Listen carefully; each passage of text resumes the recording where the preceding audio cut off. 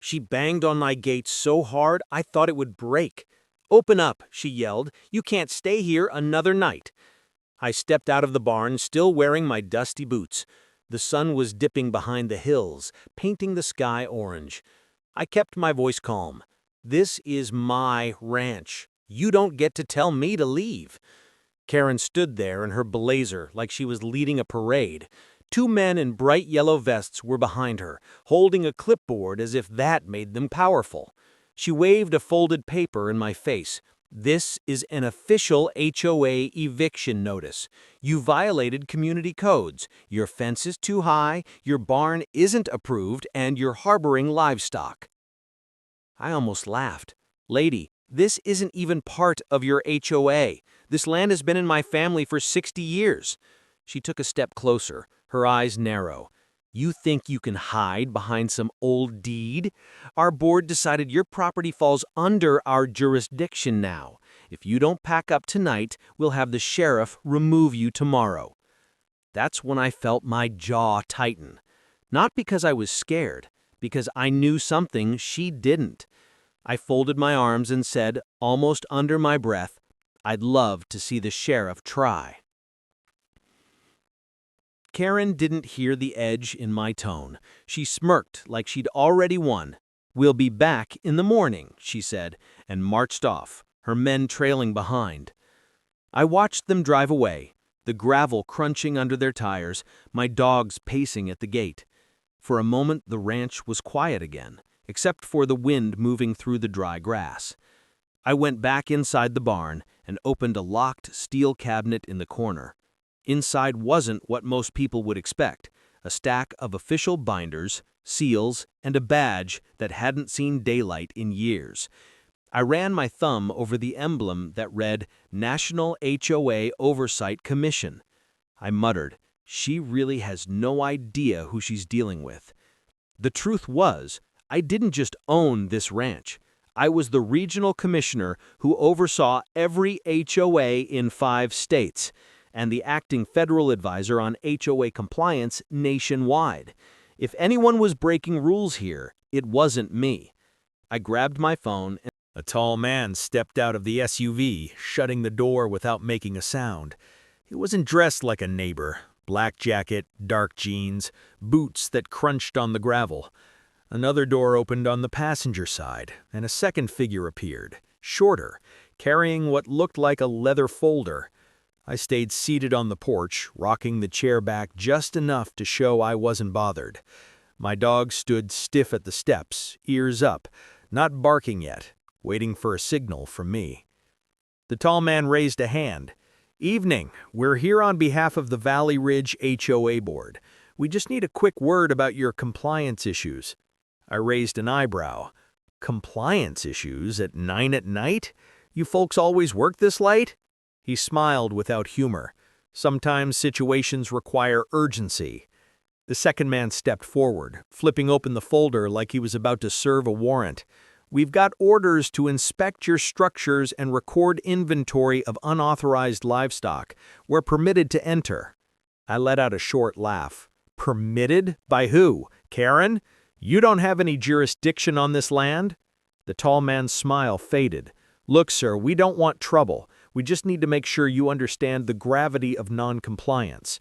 If you refuse, we'll have no choice but to involve county law enforcement. It won't look good for you." I stood up slowly, letting the porch light fall across my face. "You sure you want to finish that sentence?"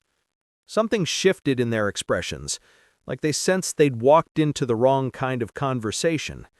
I walked down the steps, closing the gap between us. "Here's the thing," I said quietly, almost friendly. "You don't get to threaten me with the sheriff. You don't get to threaten me at all. Because every HOA rule you think you're quoting was written by the office I work for." The short man blinked. "I'm sorry, what office?" Before I could answer, a third car pulled up behind their SUV, a black pickup with official county markings on the door.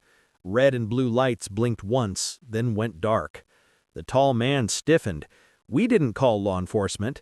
"Yeah, but I did."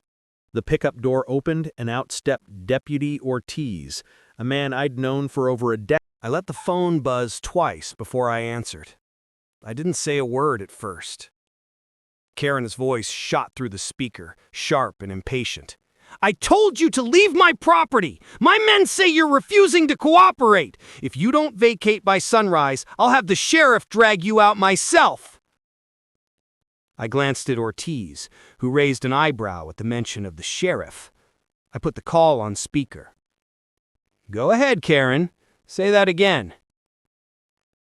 She hesitated for half a second, then doubled down.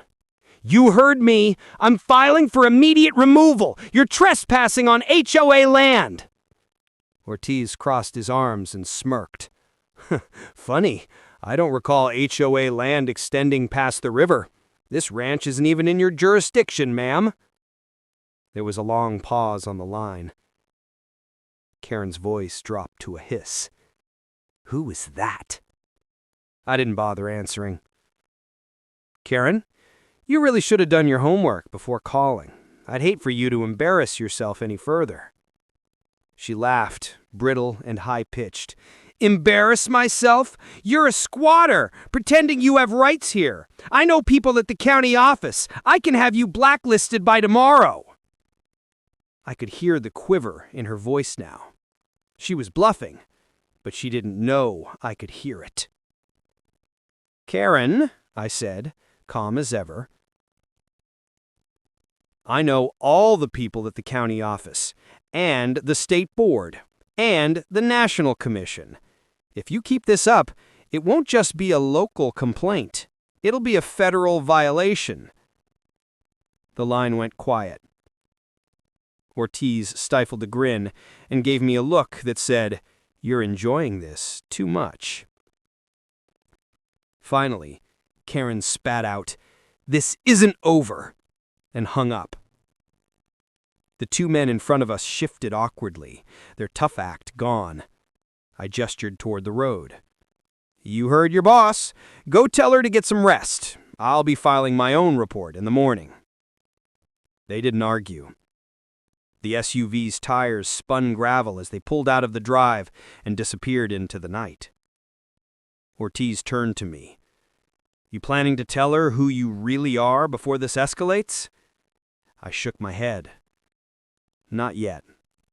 I want her to think she's winning. Let her set her own trap first." Ortiz chuckled. "You always did like to play the long game." As he drove off, the night settled back into silence.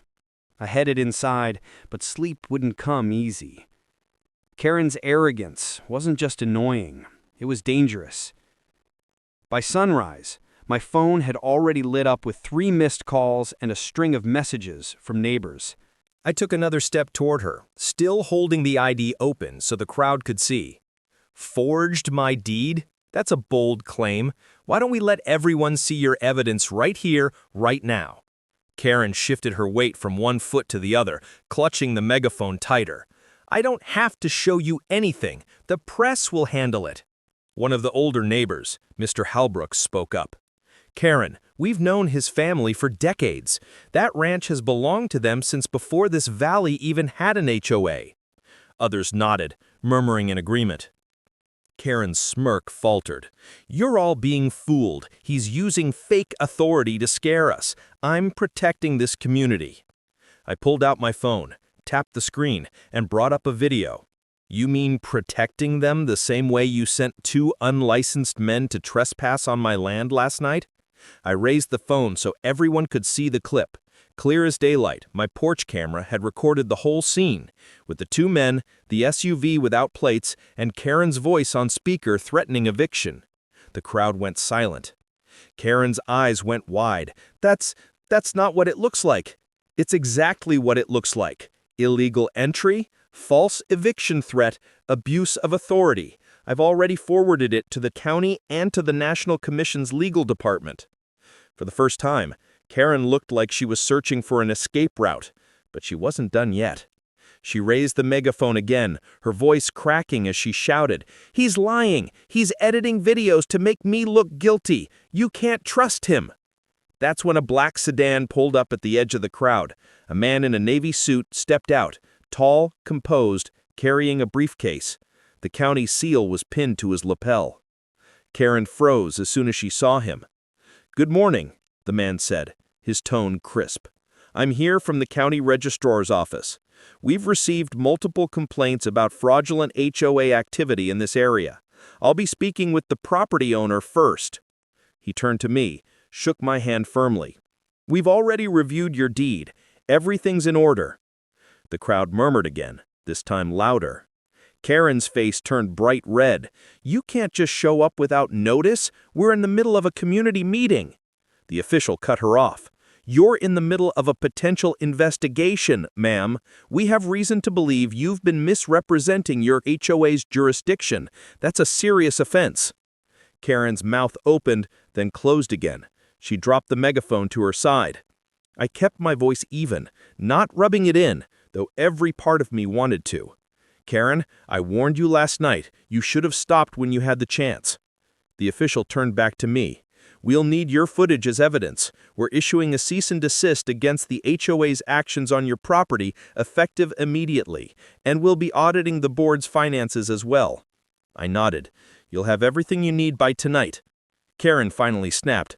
"This isn't fair. You're all ganging up on me. I'd built this community." "No," the official interrupted. "You abused it." Two deputies who had arrived with the sedan stepped